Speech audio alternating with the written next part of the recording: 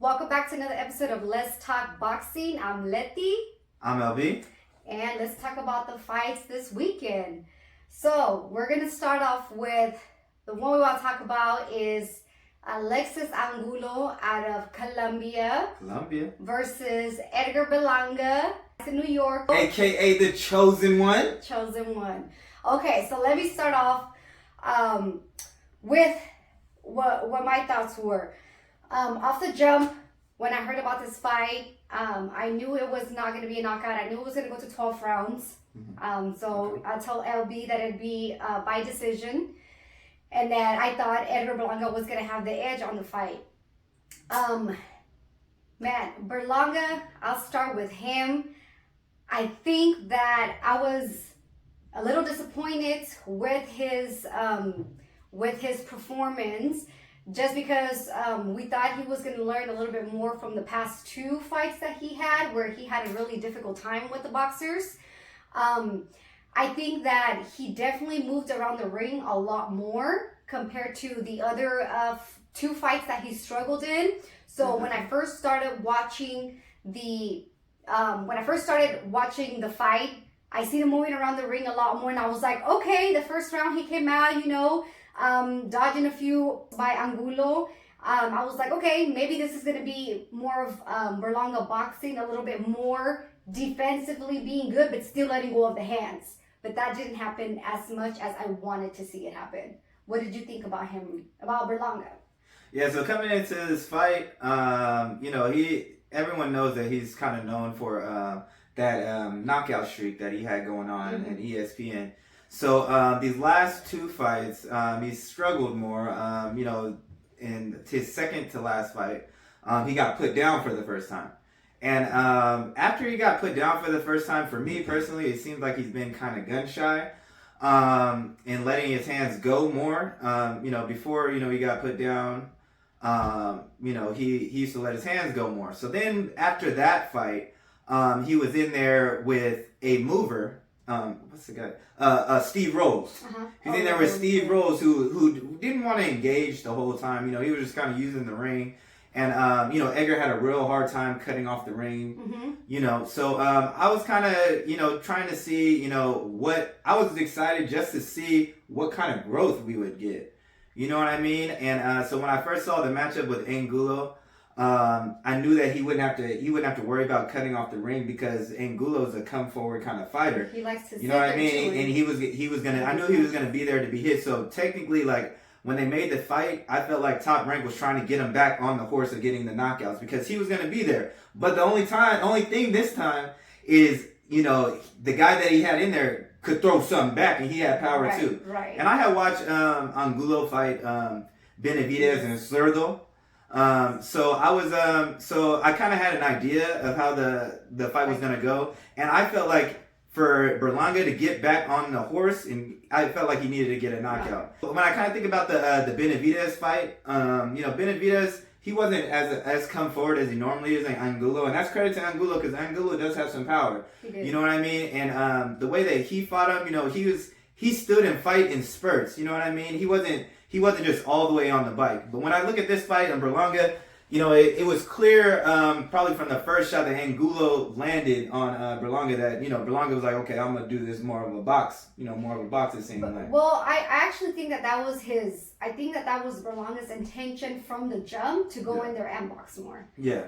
I don't think that was like after he felt Angulo's power. I think his mentality was already, I'm coming here and box, because with this new boxer, that's what they're talking about. Like, we're going to show Berlanga's boxing skills.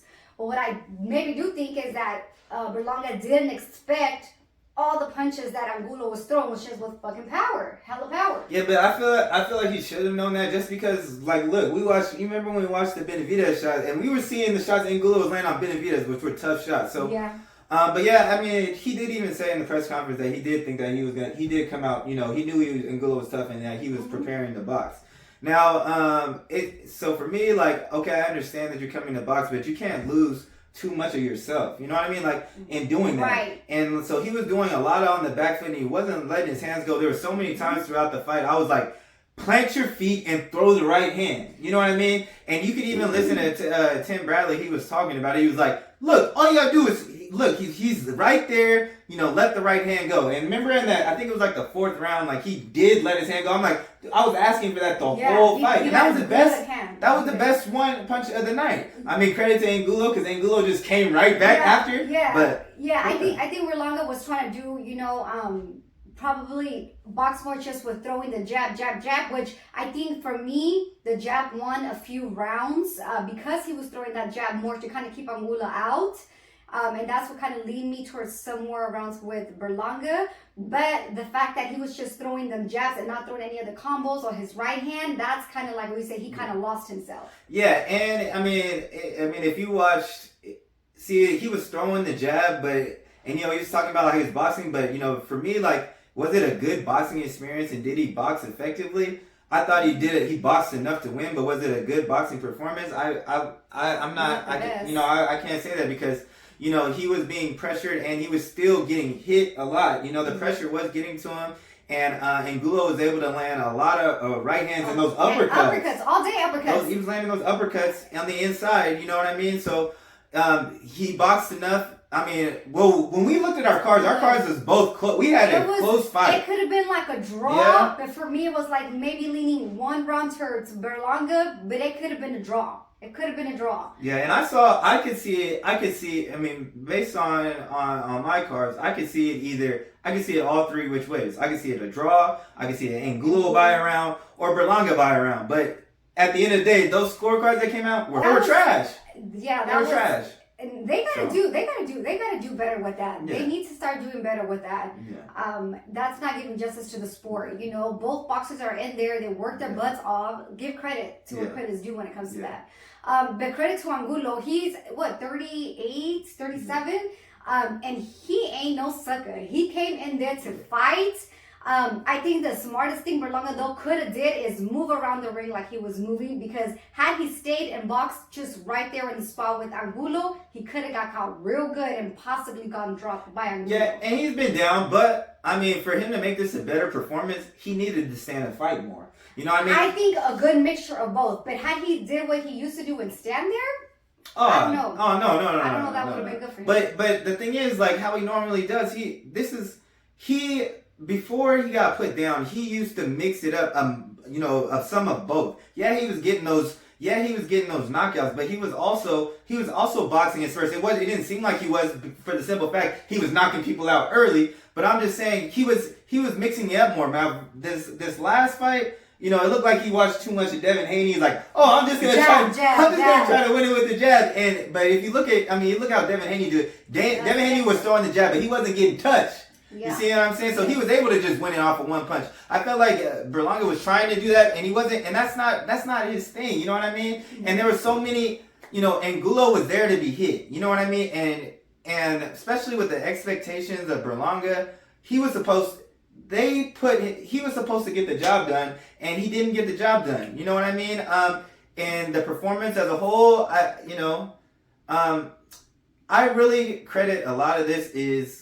The kind of problems that he's come is, how they built Berlanga. You know what I mean? I feel like, Top Rank really focused too much on this knockout streak instead of developing him as a fighter. And that backfired. And that backfired. Backfired. I feel like his fame came before the actual skills. You know what I mean? Mm-hmm. And so as a result, there's a lot of pressure on him to perform because this knockout streak has kind of defined him. And even though he's been going, and now that he stepped it up and those knockouts aren't coming, it's kind of been an underwhelming performance. You know what I mean? So I think now they kind of need to temper a little bit of expectations for Berlanga. You know what I mean? Yeah, but like, what do you like? What, put him in a? No, I mean, because when I think about it, right, on Puerto Rican Day Parade, like, it should be a performance. You know what I mean? Like, it should be a performance of, like, and it wasn't like that. You know what I mean? It was, the crowd wasn't engaged because of how he was fighting. He's a power puncher that wasn't throwing any power shots.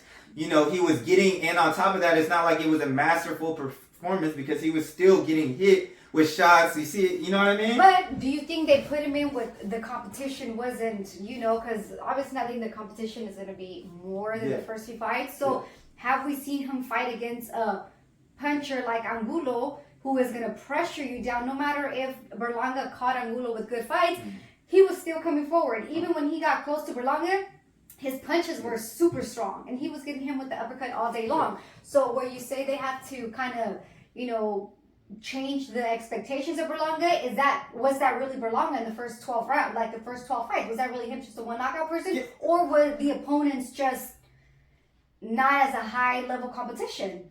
Yeah, I think that I mean it was just good matchmaking. I mean, Top Rank is known for to have the top matchmaking. I think that they had the goal of like, we're gonna make this guy look like a Mike Tyson, knocking everybody out and biting the ears. Yeah, I know you guys saw that. Okay. But I saw that. I feel like they were trying to set him up. Trying to promote him as this.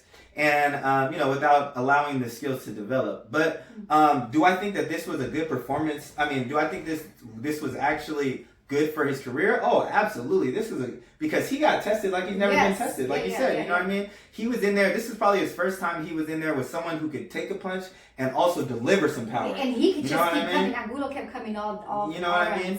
But I think it was, I think if he was in the right frame of mind, you know what I mean? Because he has all the skills to get Angulo out of there. You know what I mean? I think that he just hasn't put it all together, and I think that mentally, he's been worried about a lot of different stuff. He's been changing a lot of stuff, and he hasn't had his style. He's been changing a lot of changing style, trainers. You know what I'm saying? So I think he needs to get some type of consistency, and I think we'll start to see him, because he kind of looks like he's confused in there, like he doesn't know really what he wants to do or what he wants to even be as a fighter. You know what I mean? Yeah, but I think, again to that, with the past, a few fights that he's got going to, 10 or 12 rounds with the opponents, and this last time him like boxing more, he didn't let go of his hands as much, but maybe after this fight, did he learn anything from it? Did he learn to box and still, go back and work on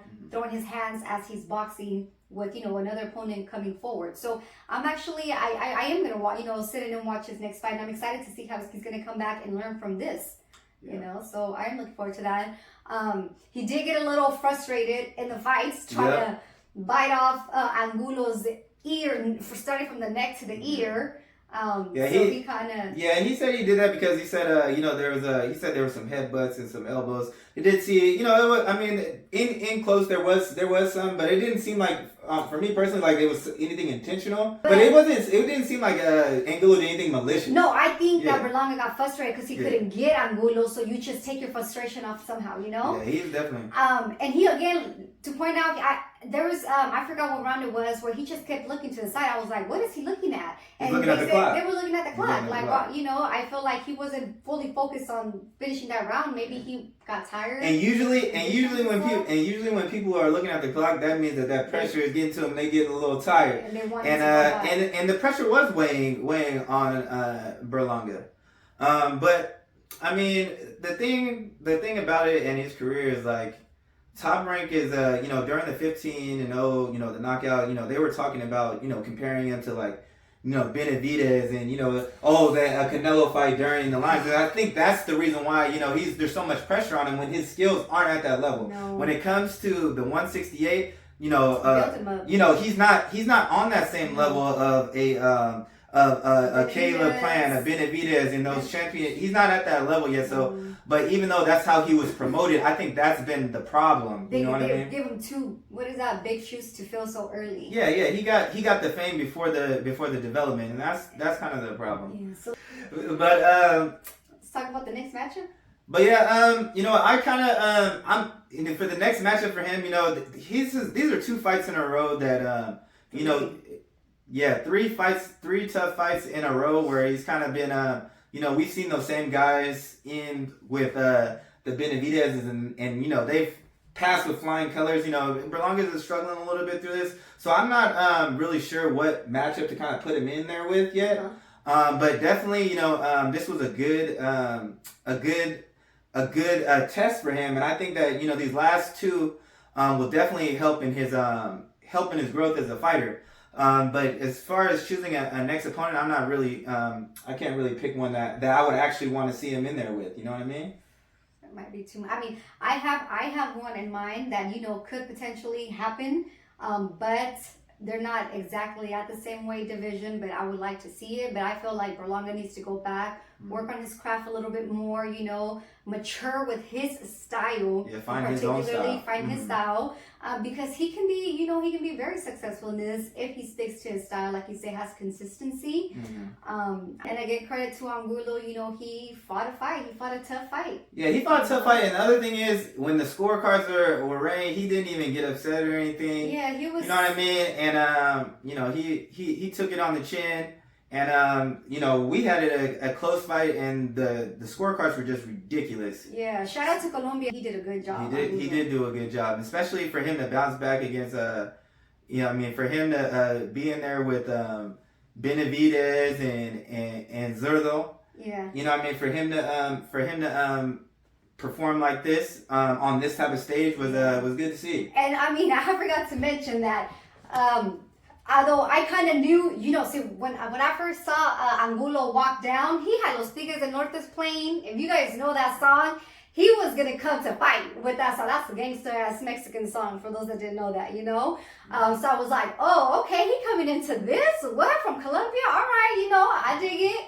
But then I saw Berlanga coming out with an OG, the reggaeton king, Don Omar. Yeah, that was cool. I thought Berlanga, I was like, oh shit, you coming out with Don Omar? That's like, Puerto Rico right there, So I thought he was going to give the performance of his life when it came to that.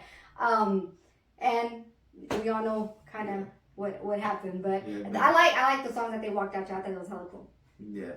But that's all we got. Thanks for tuning in, y'all. Don't forget to like, comment, and subscribe. Or talk your shit. And we out.